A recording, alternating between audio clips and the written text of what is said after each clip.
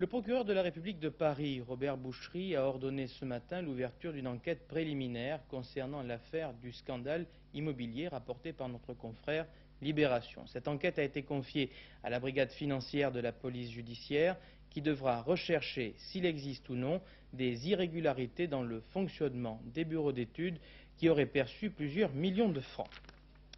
Hier soir, Bernard Ponce, le secrétaire général du RPR, s'est montré, je le cite, scandalisé par la dégradation du débat politique. Bernard Ponce a également annoncé pour aujourd'hui une importante déclaration de Jacques Chirac.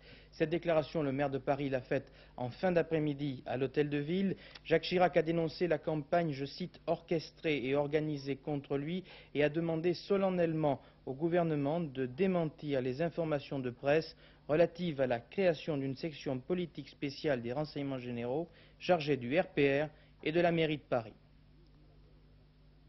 Il s'agit à l'évidence, je le répète, d'une opération concertée et orchestrée par le pouvoir. L'objectif de cette campagne est clair.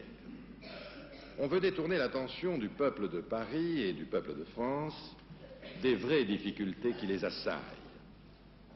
On cherche à faire oublier l'absurdité de la réforme du statut des grandes villes dont la motivation principale est d'amoindrir le maire de Paris.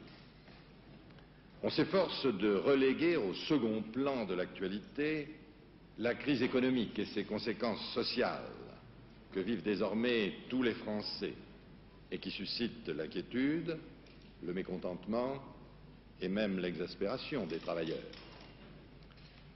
Une telle manœuvre de diversion est révélatrice de l'état d'esprit des dirigeants socialo-communistes.